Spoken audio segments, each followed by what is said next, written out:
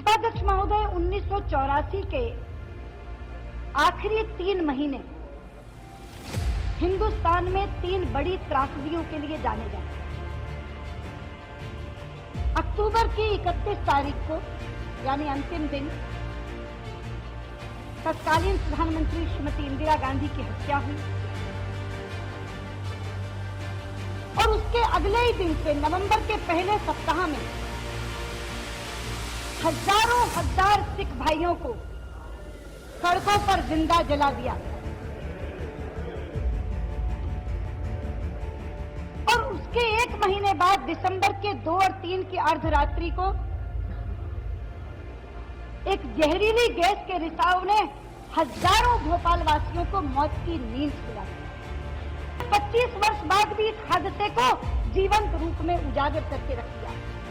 मुझे नहीं मालूम कितने में हमने से कितने लोगों ने वो फोटो प्रदर्शनी देखी, लेकिन वो फोटो प्रदर्शनी एक जीवित कहानी कह रही थी उस हादसे की जो 25 साल पहले भोपाल में हुआ। गैस के कारण फेफड़ों और आंखों में जो जलन हो रही थी उससे लोग बेतहाशा तड़प रहे थे। इसलिए सामने तड़पता हुआ जब इंसान कोई मर जाता था तो मुंह से निकलता था, ईश्वर तूने इसे मुक्ति दी, और हाथ दुआ के लिए ऊपर उठते थे कि भगवान मुझे भी मुक्त कर, मुझे भी मौत दे। मैं आज कहना चाहती हूँ आपसे, ये मौत भोपाल में उस दिन अचानक नहीं बरसी। ये मौत ऊपर से आकर टपक नहीं पड़ी थी। उपाध्यक्ष जी, इस मौत ने दरवाजा खटखटा कर कहा था इस फैक्ट्री वालों को, दस्तक दे देकर कहा था 3 साल तक कि तुम्हारे द्वार पर आकर खड़ी हूं, अगर मुझे लौटा सकते हो तो लौटा दो।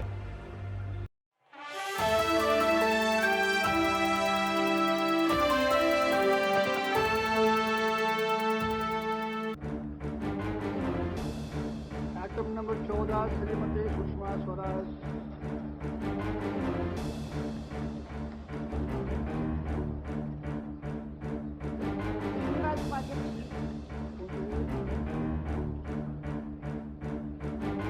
जरा हाउस में थोड़ा ऑर्डर कर लीजिए।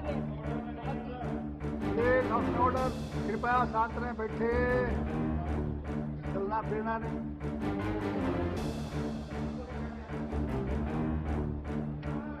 कृपया बैठ जाइए। सत्पाल जी,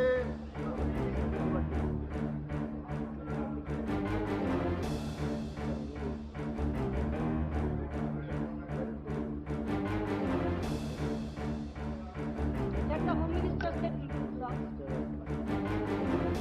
मंत्री जी, आप कृपया बैठ जाए।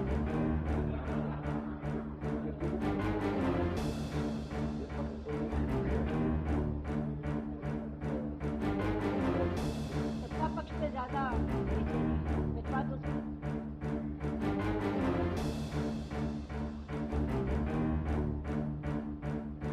उपाध्यक्ष जी, आज मैं अत्यंत वेदना के साथ इस दुखदायी प्रकरण पर मेरी इच्छा तो ये थी कि चर्चा नियम 184 और उसके बाद सदन एक ठोस प्रस्ताव पारित,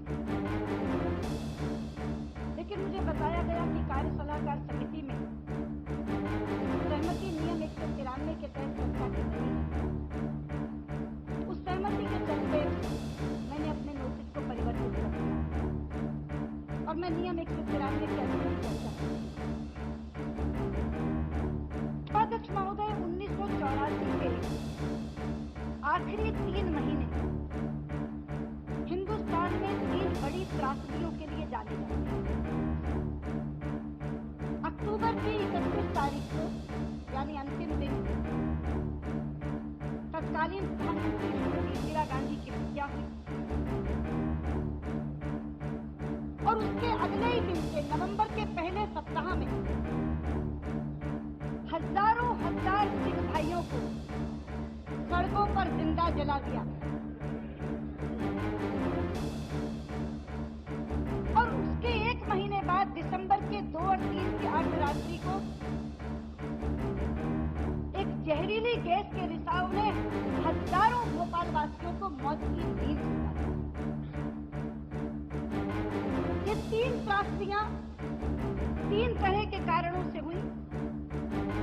पहली त्रासदी महोदय विश्वासघात की पराकाष्ठा थी। दूसरी त्रासदी यानी सिखों का नरसंहार क्रूरता की पराकाष्ठा थी। और भोपाल का गैस रिसाव लापरवाही की पराकाष्ठा।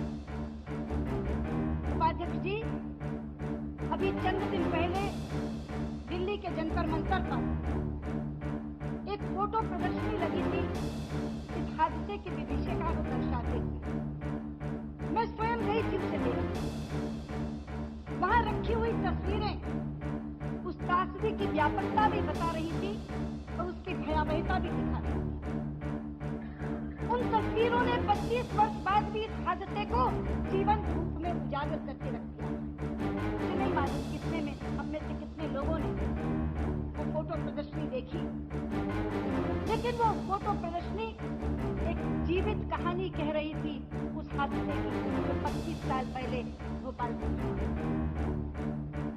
उपाध्यक्ष जी, पिछले दिनों एक कार्यक्रम आ रहा था टीवी पर भोपाल गैस त्रासदी पर, जिस पर गैस पीड़ित अपना बयान दे रहे थे।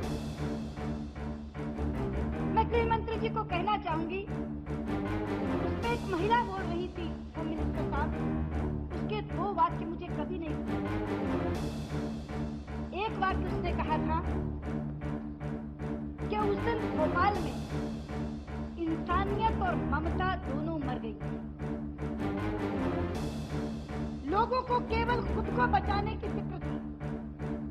माँ बच्चों को छोड़कर भाग रही थी और बच्चे पूरे माँ बापों को छोड़कर भाग रहे थे। और दूसरा वाक्य उसने कहा कि उस दिन मौत बहुत सुखद लग रही थी, क्योंकि इस गैस के कारण फेफड़ों और आंखों में जो जलन हो रही थी उससे लोग बेतहाशा तड़प रहे थे। इसलिए सामने तड़पता हुआ जब इंसान कोई मर जाता था तो मुंह से निकलता था, ईश्वर तूने इसे मुक्ति दी, और हाथ दुआ के लिए ऊपर उठते थे कि भगवान मुझे भी मुक्त कर, मुझे भी मौत दे। मैं आज कहना चाहती हूँ आपसे, ये मौत भोपाल में उस दिन अचानक नहीं बनी। ये मौत ऊपर से आकर टपक नहीं पड़ी थी।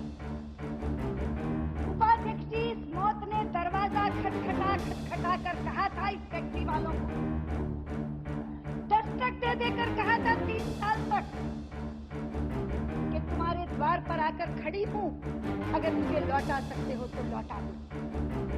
अगर अंदर प्रवेश कर गई तो मैं हजारों को जीत जाऊंगी। मौत घंटियां बजा बजा कर सुना रही थी अपने आने की आवाज, अपने आने की आहट। लेकिन ये आवाज बस्ती वालों ने सुनी, ये आवाज श्रमिक संगठनों ने सुनी, ये आवाज वहां के पत्रकारों ने सुनी और बार बार वहां के सियासतदानों को सुनाने की कोशिश की, फैक्ट्री के प्रशासकों को सुनाने की कोशिश की। लेकिन मुझे दुख से कहना पड़ता है कि प्रशासन ने केवल पैसे के लालच में और राजनेताओं ने सत्ता के मद में मौत की इस आवाज को अनसुना कर दिया। उपाध्यक्ष जी, मेरे पास ये जनसत्ता अखबार की एक प्रति है, इतना बड़ा लेख है। वहां के एक प्रतिष्ठित पत्रकार हैं राजकुमार केशवानी। ये अखबार 16 जून 1984 का, ये घटना 2 और 3 दिसंबर की अर्धरात्रि की, हिसाब लगाओ तो 5.5 महीने पहले।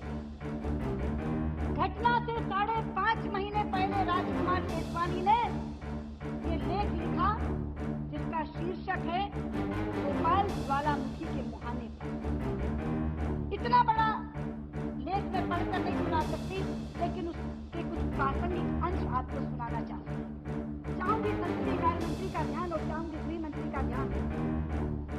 उपाध्यक्ष जी, 1982 की एक घटना का जिक्र करते हुए वो आगे लिखते हैं, राजकुमार केसवानी जनसत्ता में 16 जून 1984 को लिखते हैं कि 5 अक्टूबर 1982 मंगलवार का वो दिन जब रात के अंधेरों में घिरकर बुधवार की शक्ल में सबसे हो रहा था, कभी MI6 ब्रांच पर काम कर रहे ऑपरेटर वाडेकर द्वारा बॉल खुलते ही पाइपलाइनों को जोड़ने वाली सिरिंज एक धमाके के साथ फूट गई और जहरीला मिठाई लावे की तरह निकल पड़ा। ब्रांच पर काम कर रहे मजदूर अपनी जान बचाने को बदमाशी में बाहर की तरफ भागने लगे और खतरे की सूचना देता अपनी सायरन अपनी मजबूत आवाज में गूंजी। इस दुर्घटना में जहां ब्रांच के 4 लोग गंभीर रूप से घायल हुए, वहीं दूसरी ओर भागदौड़ के कारण कई लोगों को शारीरिक चोटें आई और कुछ लोगों ने तो बिस्तर ही पकड़ लिया। आगे की लाइनें सुनने वाली 1983 का साल भी ऐसी ही 2 घटनाओं का साक्षी होकर गुजर गया। ये 1982 की घटना बताई, आगे कहा कि 1983 का साल भी ऐसी ही 2 घटनाओं का साक्षी होकर गुजर गया और न मालूम ये 1984 का वर्ष क्या मंसूबे बात कर रहा है। ये 16 जून 1984 को राजकुमार केसवानी ने लिखा कि पता नहीं 1984 का ये वर्ष क्या मंसूबे बांध कर आया है। इस वाक्य में उपाध्यक्ष जी आशंका भी है और भविष्यवाणी भी।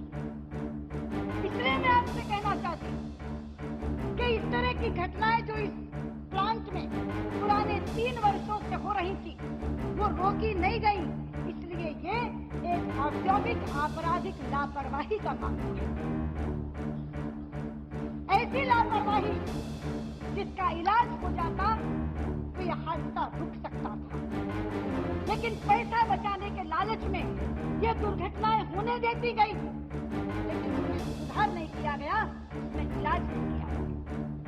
मैं थोड़ा सा इतिहास बताना चाहती हूँ इस व्यक्ति का।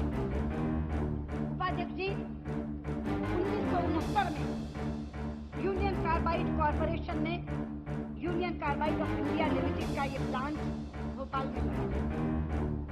ये कीटनाशक दवाइयां बनाने का प्लांट था। इसमें गैस इस्तेमाल होती थी MI6, मिथाइल